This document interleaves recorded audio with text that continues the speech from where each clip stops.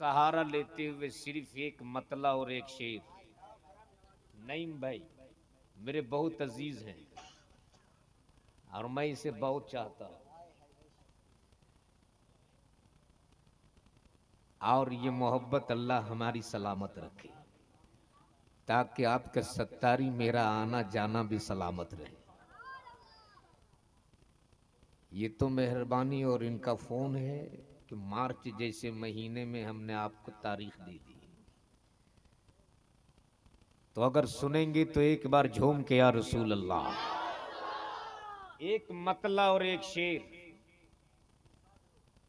कि हर कदम हर नफस देखते रह गए, हर कदम हर नफस देखते रह गए, उनको देखा तो बस देखते रह गए, उनको देखा तो बस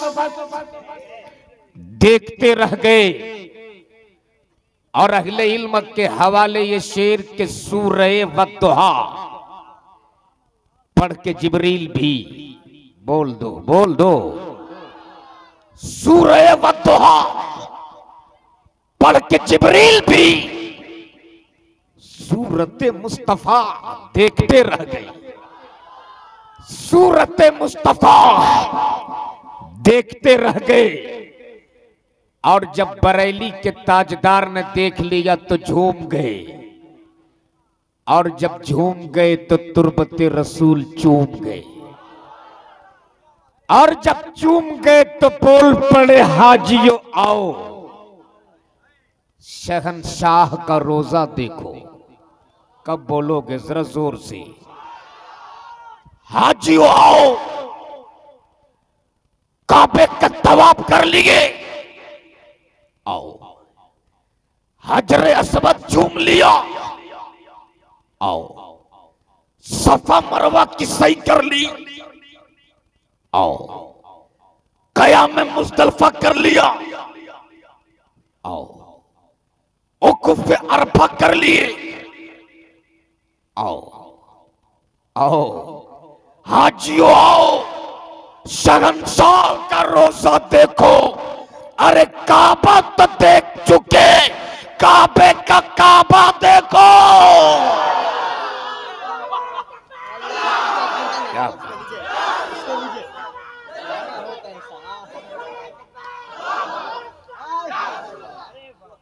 आज एक दीवाना सब पे भारी है, और एक ही आदमी नारा मत लगाना, वरना जलसा वाला कहीं ये न कह दे कि कुछ नजराना दे के बुलाया है इसको। नहीं आजकल होने लगा है, आजकल नारा लगाने वाले को भी कमेटी वाले नजराना दे के बुलाते हैं। अल्लाह सलामत रखे इस बच्चे को, इसलिए कि नारा तो हमारे रग रग में बसा हुआ है। अरे यही तो नारे हैदरी और नारे तकबीर है, जो नारा बद्र के मैदान में लगा था तो 313 ने हजारों को घुटना टेकने पे मजबूर कर दिया था। और यही नारा जब करबला में मेरे हुसैन ने लगाया तो 72 होकर 22,000 को घुटना टेकने पे मजबूर कर दिया था। इसलिए ये नारा तो हमारे रग रग में बसा है। पीछे से कोई है जो एक आदमी खड़ा होकर उधर से नारा लगा दे, पीछे से मैं देखना चाहता हूं। खड़ा होके नारा लगाए।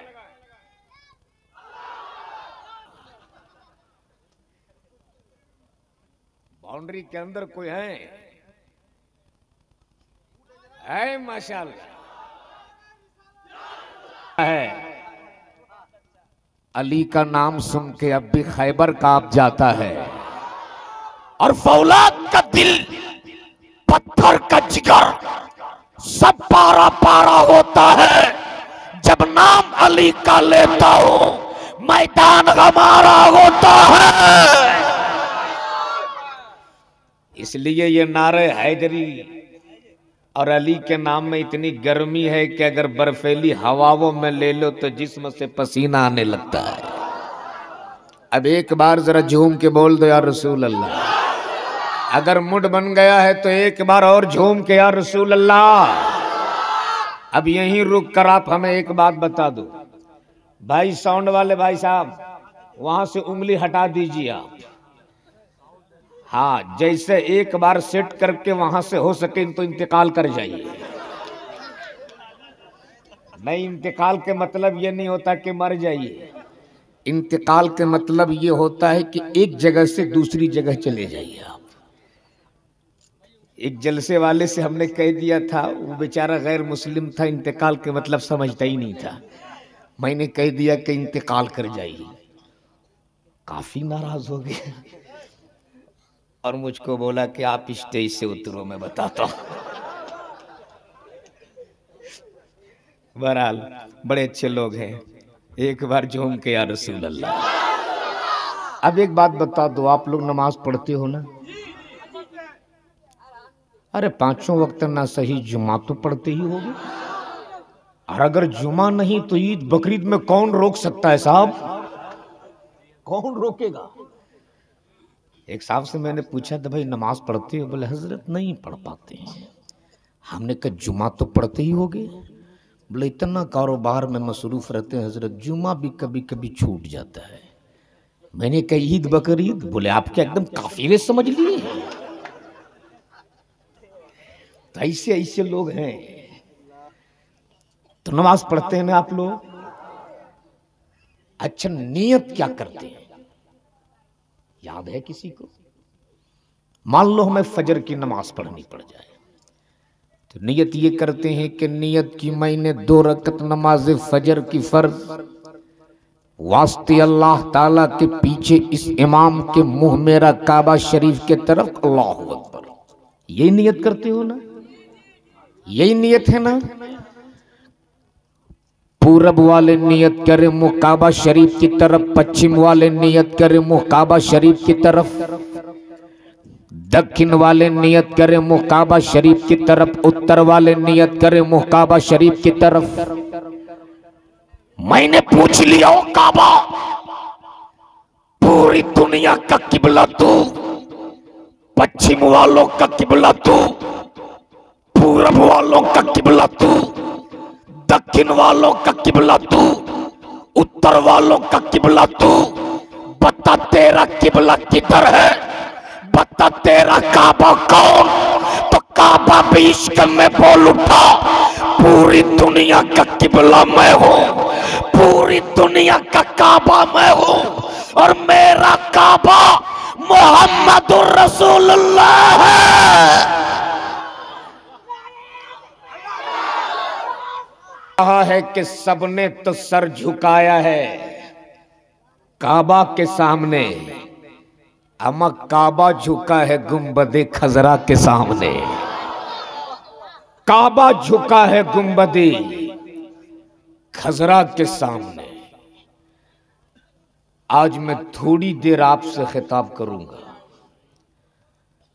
और आज मैं कुछ ऐसे चुभते हुए जुमले दूंगा जिसकी जरूरत इस वक्त आपको भी है, मेरे आलिमों को भी है। आजकल मैं हर जगह जलसों से, अपने औलमा से, अपने शौरा से, अपने इमामों से हाथ जोड़ के सिर्फ एक बात की अपील करता हूं कि अभी का ये जो पुरफतन माहौल है ना, इस वक्त में मज़ारों की चादरों की अहमियत बताने का वक्त नहीं है। अब ये वक्त बुजुर्गों की करामतें सुना सुना कर जन्नत के सर्टिफिकेट देने का वक्त नहीं है। अब ये वक्त अपने आने वाली नस्लों के वजूद बचाने का वक्त है। जब हमारा वजूद बाकी होगा तब हमारे मज़ारों की चादरों की अजमत सलामत रहेगी। हमारा वजूद ही बाकी नहीं होगा तो हमारी कब्रों पे फातिहा कौन पढ़ेगा? इसलिए चादर, गागर और लंगर के नाम पर लाखों खर्च करने वालों, होश में आओ। शादी ब्याह के मौके पर लाखों खर्च करने वालों, आप भी होश में आओ। मेरे मुस्तफा ने फरमाया है निकाह को आसान करो। क्या फरमाया? निकाह को आसान करो। और जिस निकाह में जितना कम खर्च होता है, अल्लाह उसमें उतनी ज्यादा बरकतें डाल देता है। मत करो 10 लाख 20 लाख शादियों में खर्च, कम खर्च करो निकाह में, और उसी पैसों को बचाकर अपने आने वाली औलादों के लिए एक ऐसा प्लेटफॉर्म तैयार कर दो जहां से हम अपने बच्चों को दीन की भी तालीम दे सके, दुनिया की भी तालीम दे सके। आज मातम करने को दिल करता है, मातम करने को। हमारे यहां करोड़ों रुपए के खानकाह तो मिल जाते हैं, मगर अपने बच्चों को पढ़ाने के लिए हमारे पास अपना कोई स्कूल नहीं मिलेगा। हम कॉलेजेस और यूनिवर्सिटी तो दूर, नर्सरी के बच्चों को पढ़ाने के लिए हमारे पास अपना कोई स्कूल नहीं है। तब मजबूर होकर ये मेरी कौम की बेटियां, जिसको पर्दे में रखना चाहिए, मजबूर होकर गैरों के यूनिवर्सिटियों में जाने पे मजबूर होती हैं, मजबूर होकर गैरों के कॉलेजों पे पढ़ने जाती है। उस वक्त सोचता हूं काश हम भी फजूल खर्ची ना करके कुछ पैसे बचाकर अपनी औलादों के लिए एक ऐसी दरसगाह बना पाते, जिस दरसगाह में बैठाकर हम अपने बच्चों को दीन की भी तालीम दे पाते, दुनिया की भी तालीम दे पाते। जब मेरी कौम की बेटियां गैरों के कॉलेजों पे जाती है, तब ये सोशल मीडिया पर, फेसबुक और व्हाट्सएप के जरिए ये खबरें रोजाना सुनने को मिलती हैं, जिस खबरों को पढ़ने के बाद कलेजा मुंह को आने लगता है। ज़ैनब नाम की बेटी किसी गैर के साथ भाग गई। रोजाना सुनते हो ना? खुदा की कसम उस वक्त अपने आप को रोक नहीं पाता हूं जब ये खबरें सामने आती हैं कि फातिमा नाम की बेटी किसी अर्जुन के साथ भाग गई। काश हमारे पास कोई ऐसी दरसगाह होती जहां हम अपनी बेटियों को बैठाकर ज़ैनब नाम रखने से पहले ज़ैनब की जिंदगी की कहानी सुना देते, ज़ैनब की जिंदगी की तारीख पढ़ा देते। सुन सैयदा ज़ैनब कौन है? मां बहन तुम भी आई हो तो आज यहां से कुछ लेकर के जाओ। जलसे रोज होती है, लेकिन जलसों से हमारे यहां इस्लाह की बातें कभी कभी कही जाती है। आज सुन के जाओ कि ये सैयदा ज़ैनब कौन है। सहन है मस्जिद नबवी का। 6 साल की बच्ची कुरान की तिलावत फरमा रही, और तिलावत फरमाते फरमाते थोड़ा सा सर का दुपट्टा सरक गया। सैयदा तैयबा ताहिरा हजरत फातिमा ज़हरा करीब आई और दुपट्टे को उठाकर उस बच्ची के सर पे डाल दिया। बोल दो सुभान अल्लाह। 6 साल की उम्र में पर्दा फर्ज नहीं होता, लेकिन तरबियत का असर देखो। सैयदा फातिमा ने सर पे दुपट्टा डाल दिया और डालने के बाद फरमाती, बेटी ज़ैनब, ए बेटी ज़ैनब, खबरदार कभी भी अपने सर से आंचल को सरकने ना देना, वरना तेरे नाना मुस्तफा तुझसे नाराज हो जाएंगे। अल्लाहू अकबर। जैसे ही सैयदा ज़ैनब ने सुना कि सर से आंचल खिसकने से मुस्तफा नाराज हो जाते हैं, इतना सुनना था। सैयदा ज़ैनब फूट फूट के रोने लगी। सैयदा ज़ैनब हिचकियां ले ले के रोने लगी। इतना रोई, इतना रोई। फिर सैयदा फातिमा को आना पड़ा और आने के बाद बोल पड़ी, ए बेटी ज़ैनब, इस कदर आंसू क्यों बहाती हो, इस कदर क्यों रो रही हो ज़ैनब?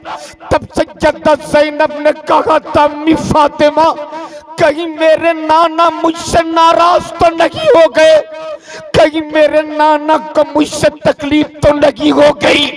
सैयदा ज़ैनब ने अपनी माँ फातिमा को गवाह बनाकर कहा था, ए अम्मी फातिमा, आज मैं आपको गवाह बनाकर आपसे वादा लेती हूँ कि ज़ैनब अपनी गर्दन दे सकती है, अपने सर से कभी दुपट्टा नहीं सरकने दे सकती। यही वजह है कल करबला में जब सैयदा ज़ैनब के सर से यजीदियों ने आंचल खींचा था, तब सैयदा ज़ैनब ने अपने सर के बालों से अपने चेहरे को छुपाकर अपने नाना की उम्मत की बेटियों को पैगाम दिया था, देख ज़ैनब अपनी गर्दन कटा सकती है, अपने चेहरे को किसी गैर महरम को कभी दिखा नहीं सकती। इसलिए मैं आपसे कहूंगा,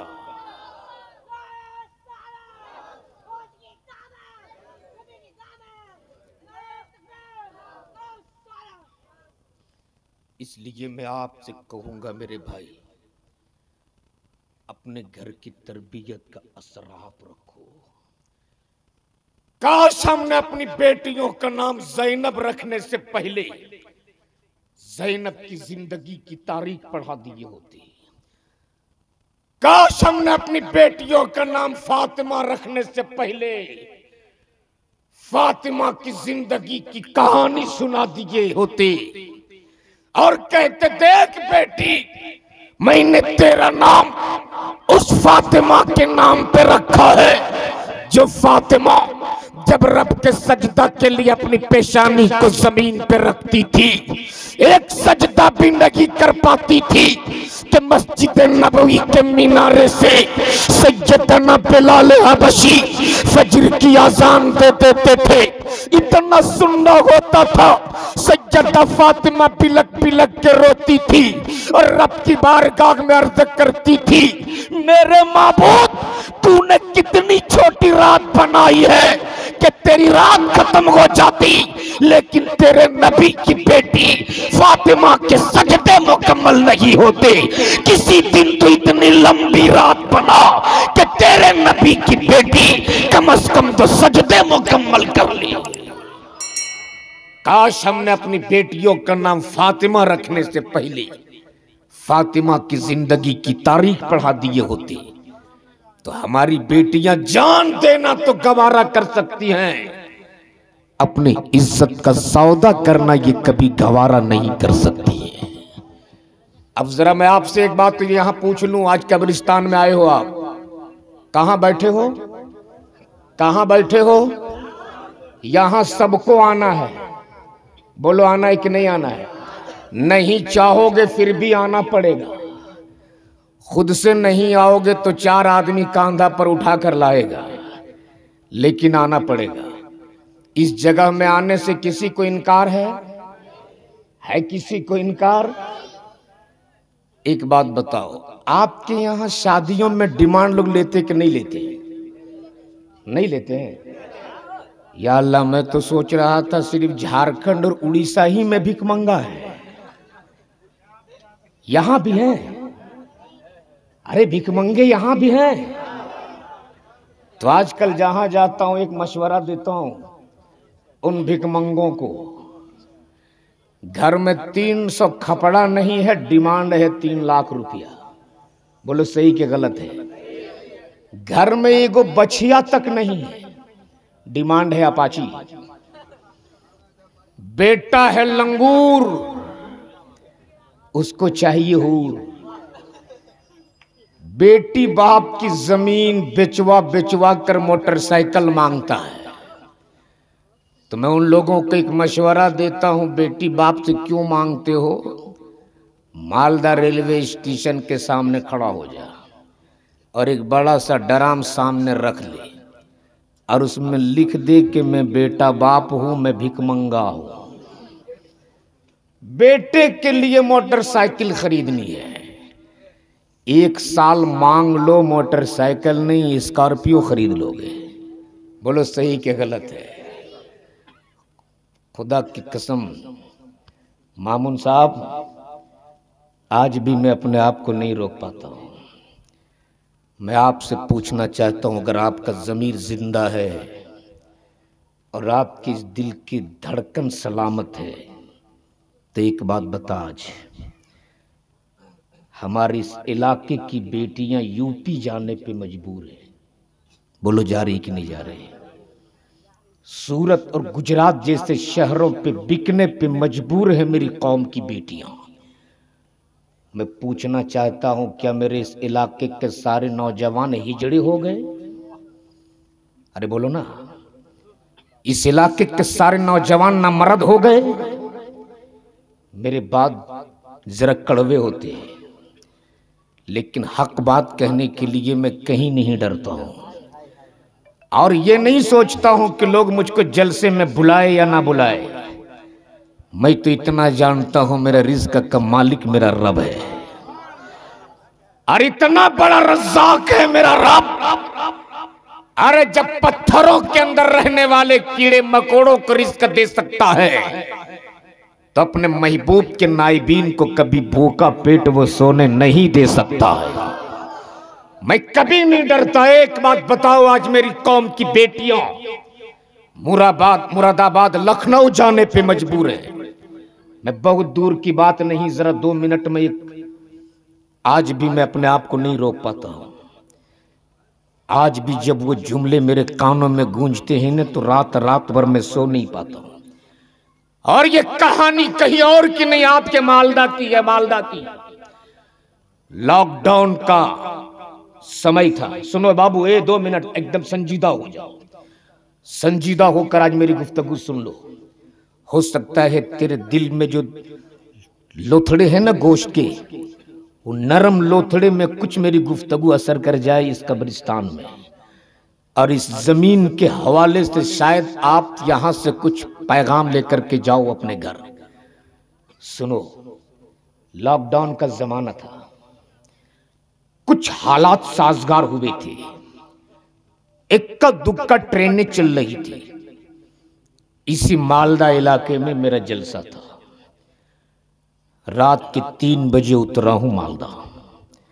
तो जलसे वाले ने मुझसे कहा, हजरत मालदा रेलवे स्टेशन पे बहुत जोरदार कोरोना जांच होता है, जहां जो मिल जाए पटक करके नाक में पाइप डाल देता था।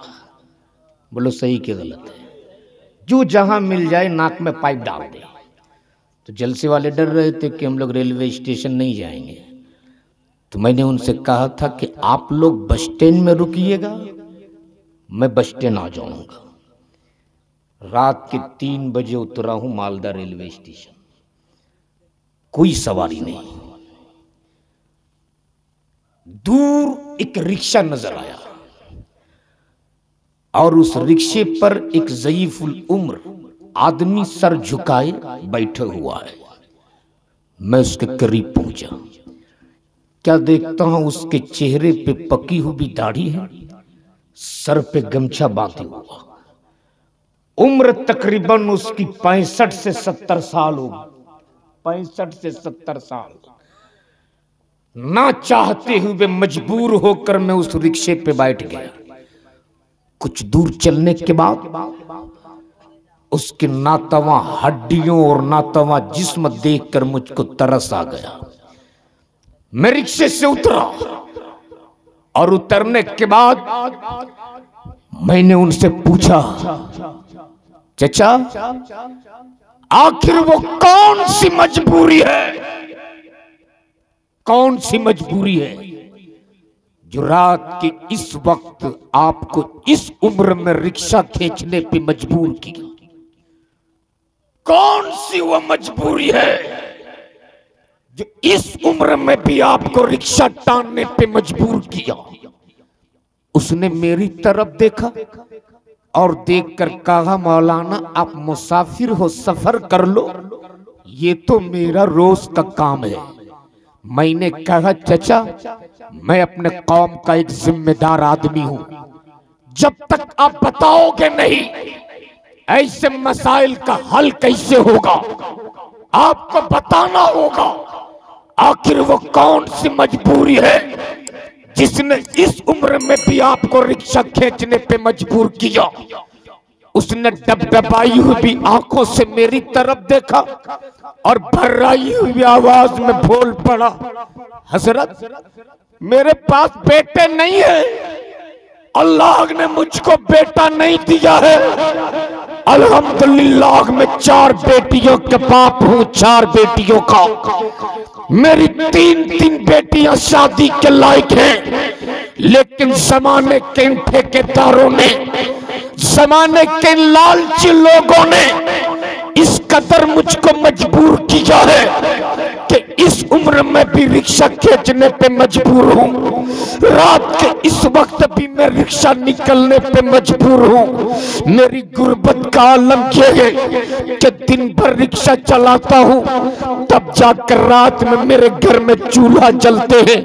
जिस दिन रिक्शा नहीं चला पाता ना, आज भी अपने बच्चियों को भूखे पेट सुलाता हूँ। मेरी 3 बेटियां हैं जो शादी के लायक हो चुकी, लेकिन जो दिन जवानी के ससुराल में गुजारने के थे, मेरी गुर्बत के वजह से आज वो मेरी बेटियां मेरे कांधे पे जनाजे की तरह पड़ रहे। आज वो मेरी बेटियां जिन हाथों में मेहंदी होना चाहिए, आज वो हाथ सूने हैं। ऐसा नहीं कि मेरे घर रिश्ता नहीं आता, रोज कोई न कोई रिश्ता लेकर आता है। मेरी बेटी को पसंद करने के बाद वो वापस चला जाता है और जाने के बाद फोन पे कहता कि तेरी बेटी तो हमें पसंद है, मगर डिमांड में 1.5 लाख रुपया चाहिए, एक मोटरसाइकिल चाहिए। मेरे पास वो हैसियत नहीं कि अपनी बेटी के डिमांड में 1.5 लाख रुपया दे सकूं, एक मोटरसाइकिल दे सकूं। दिन भर रिक्शा चलाता हूं तब मेरे घर में चूल्हा जलते हैं, मैं डिमांड में 1.5 लाख रुपया कैसे दे पाता? आज भी मेरी 3 बेटियां जवानी के दिन अपने मायके में गुजार रही, मेरे कांधे पे जनाजे की तरफ पड़ी हुई भी है। एक दिन मेरे पड़ोस में रहने वाले मेरे चचाजाद भाई ने एक अजनबी इंसान को मेरे घर लाया और कहा, देख तू अपनी बेटी की शादी नहीं कर पाता ना, अपनी बेटी के जहेज में देने के लिए तेरे पास पैसे नहीं है ना, अपनी बेटी के तिलक में देने के लिए तेरे पास गाड़ी नहीं है ना, देख मैं एक नौजवान को लेकर आया हूँ, अपनी बेटी का निकाह इसके साथ कर दे। मैं उस अजनबी को जानता भी नहीं था, उसका नाम भी मुझको मालूम नहीं था, उसका पता भी मुझको मालूम नहीं था, उसके हसब नसब को भी मैं नहीं जानता था। मैंने पहली बार उस नौजवान को देखा था, उन्होंने कहा, देख मैं मुरादाबाद से लेकर आया हूँ, अपनी बेटी का निकाह इसके साथ कर दे। जमाने के लालची लोगों ने इस कदर मुझको मजबूर किया था, जमाने के लोभी और जहेज के लालची लोगों ने इस कदर मुझको मजबूर किया था कि मैं अपने सीने पे पत्थर रखकर अपनी फूल जैसी बेटी का निकाह उस अजनबी इंसान के साथ करने पे मजबूर हो गया। मैंने अपने सीने पे पत्थर रखकर अपनी बेटी का निकाह, जिसे मैं अपनी जान से भी ज्यादा मोहब्बत करता था, अपनी जान से भी ज्यादा प्यार करता था, उस अजनबी के साथ मैंने रिश्ता तो कर दिया। इतना कहने के बाद वो चचा फूट फूट कर रोने लगे, हिचकियां ले लेकर रोने लगे। मैंने उन्हें पानी पिलाया, तसल्ली दिया और आगे पूछा आगे क्या हुआ। तब उसने रोते हुए मुझसे कहा था, जिस वक्त मेरी बेटी रुखसत हो रही थी ना, मेरी बेटी रोती भी रही, मेरी बेटी आह भरती भी रही, मेरी बेटी सिसकियां लेती भी रही, मेरी बेटी चिल्लाती भी रही।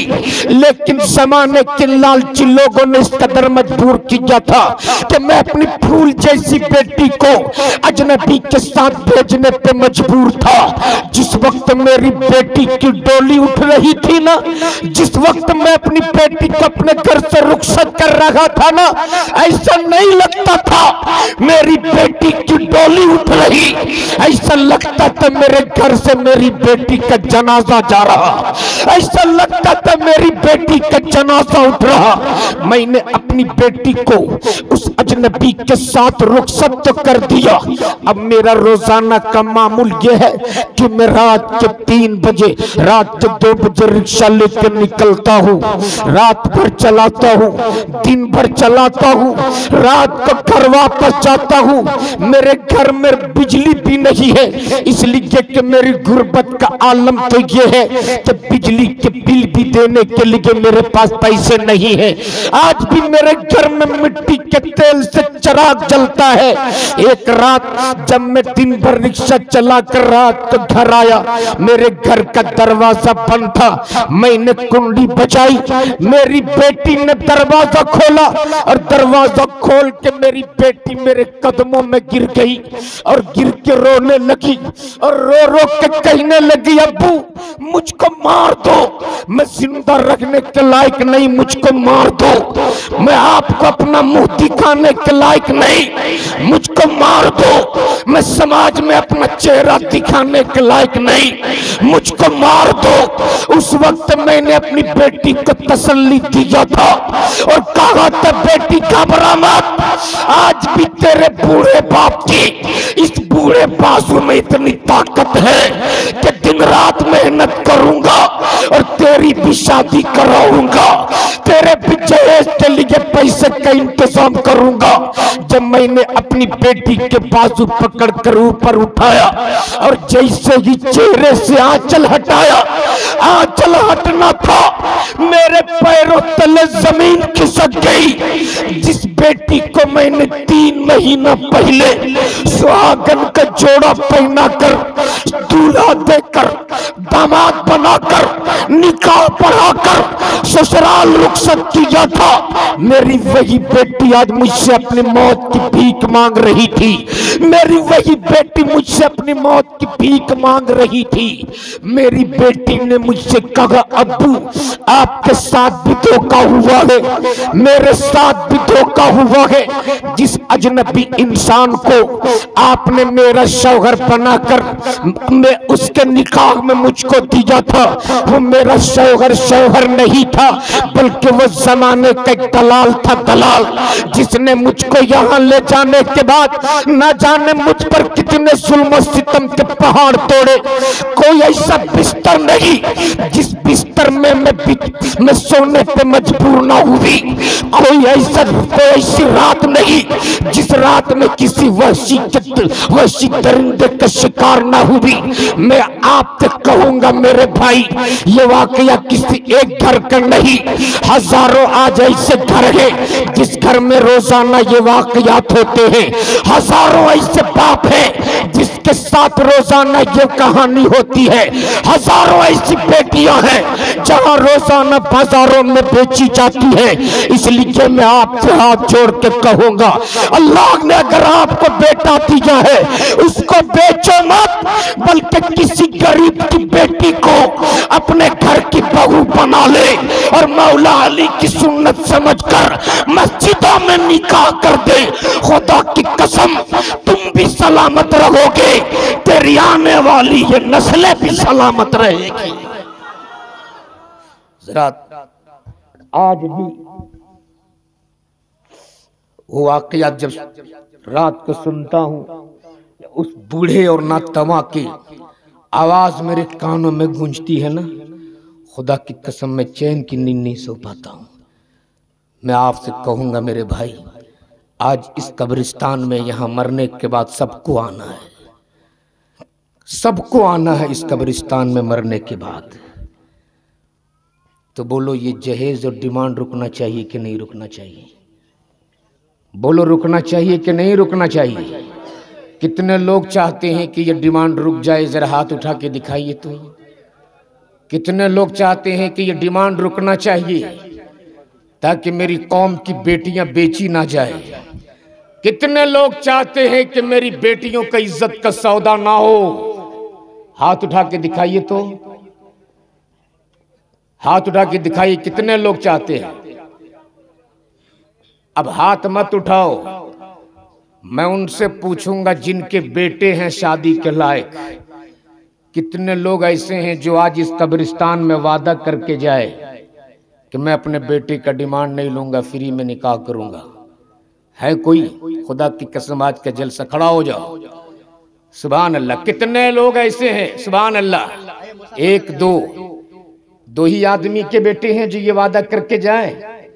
खड़े रहिए आप भाई साहब, मैं आपको देखना चाहता हूँ। भाई जरा उनको दिखाओ आप चेहरा, बहुत दिन हम लोगों को दिखा लिए।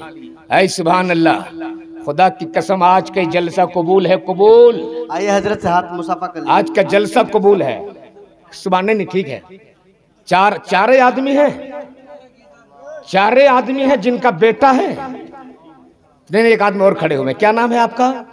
खड़ा हो जाइए ना। ऐ सुभान अल्लाह, ऐ सुभान अल्लाह, ये ऐ सुभान अल्लाह, ऐ सुभान अल्लाह। और खड़े रहिए अभी आप लोग। और कितने हैं जो ये आज वादा करे इस कब्रिस्तान में जहां मरने के बाद आना है? आज ये वादा करके जाओ मौलाना, मेरा बेटा शादी के लायक होगा, मैं किसी अमीर के घर में नहीं, किसी गरीब की बेटी को लाकर अपने घर के बहू बनाऊंगा। सुभान अल्लाह। आपकी जिंदगी संवर जाएगी। 1 2 3 4 5 बैठ जाइए अब आप लोग। अल्लाह तबारक ताला आपकी इस नेक नियति को कबूल फरमा ले। बोल दो सुभान अल्लाह। हाय माशाअल्लाह। आप भी ये वादा करके जा रहे हैं आज? इंशाअल्लाह वादा मुकम्मल। सुभान अल्लाह, आइए मुसाफा कर लीजिए। सुभान अल्लाह। अल्लाह तबारक ताला आप लोगों को सलामत। अरे नारा लगा दो, नारे तकबीर, नारे रिसालत, नारे रिसालत, फैजाने गरीब नवाज, ख्वाजा का हिंदुस्तान, यहाँ का सुन्नी मुसलमान, अल्लामा शहादत हुसैन बरकाती। अभी एक तहरीक बेदारी व इस्लाह मुआशरा का तहरीक लेकर इदारे शरिया पटना से निकले हैं और झारखंड, बिहार, बंगाल, उड़ीसा में ये मिशन चल रहा है। इंशाअल्लाह डिमांड, शादियों में जो डिमांड लेते हैं उस पर भी रोकथाम लगाई जाएगी। और शादियों में जो डीजे बजाते हैं, आपके यहाँ डीजे तो नहीं बजता होगा? नहीं बजता है ना? अरे माशाअल्लाह, वाह वाह वाह, अल्लाह आपको सलामत रखे। ये तहरीक लेकर हम चले हैं कि जिस घर में, जिसकी शादी में डीजे बजेगा उसके घर का निकाह मेरे मस्जिद के इमाम साहब नहीं पढ़ाएंगे। सही है? अच्छा, शराब पे पाबंदी लगाए कि नहीं लगाए? मैं समझता हूं आजकल के बारात में 50% लोग शराब पीकर बारात जाते हैं। बाबू सही कि गलत है? अब मैं एक सवाल आपसे पूछूंगा, आपकी मस्जिद है ना, जामे मस्जिद, अगर वहां कोई डीजे बजाना चाहे तो आप बजाने दोगे? हाथ उठा के बताओ, बजाने दोगे? और अगर कोई शराब पीकर जाए तो शराब पीने दोगे? क्यों? क्यों?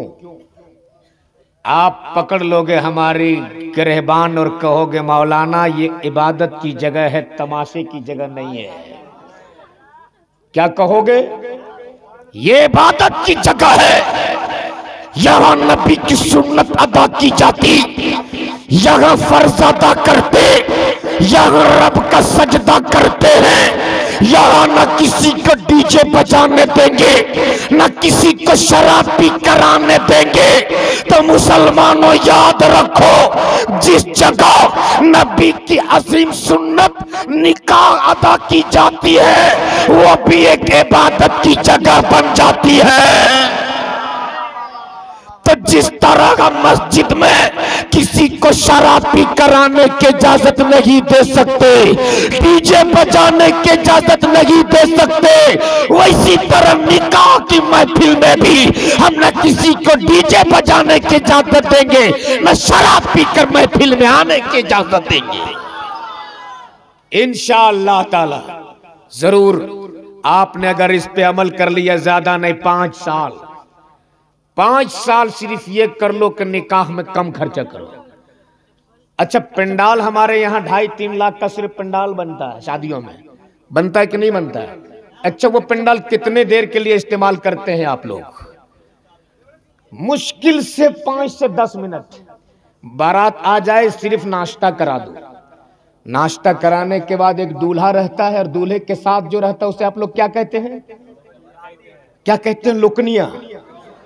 बस वहां लोकनिये की चलती है दुकनिया। बोलो सही के गलत है? तो क्यों पंडाल में 2.5 लाख 3 लाख खर्च? अच्छा, आप लोग जा रहे हैं क्या? आप लोग जा रहे हैं? नहीं, अगर जरूरत के लिए जा रहे हैं तो जाइए, वरना ऐसे ही एक नौजवान कभी उठे कभी बैठे, मौलाना साहब तकरीर कर रहे थे, जोर से डांटा, बैठ, वो बैठा रहा, जलसा खत्म हो गया, सलातो सलाम पढ़ लिए, दुआ कर लिया, वो बैठा रहा। मौलाना बोले, बाबू अब क्यों नहीं जाते हो? बोले, हुजूर जिस काम के लिए जा रहा था यही हो गया है। तो जिसको जरूरत है वो जा सकते हैं। तो ये कहां बैठे हो आप लोग?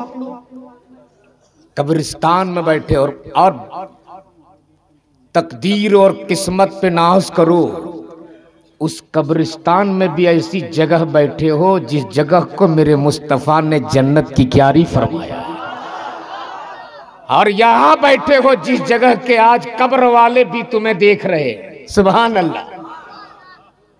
इस कब्रिस्तान में सबके कोई न कोई रिश्तेदार होंगे, किसी का बाप होगा, किसी की माँ होगी, किसी का भाई, किसी की बहन, किसी के दादा, किसी की दादी, किसी के चचा, किसी की चाची।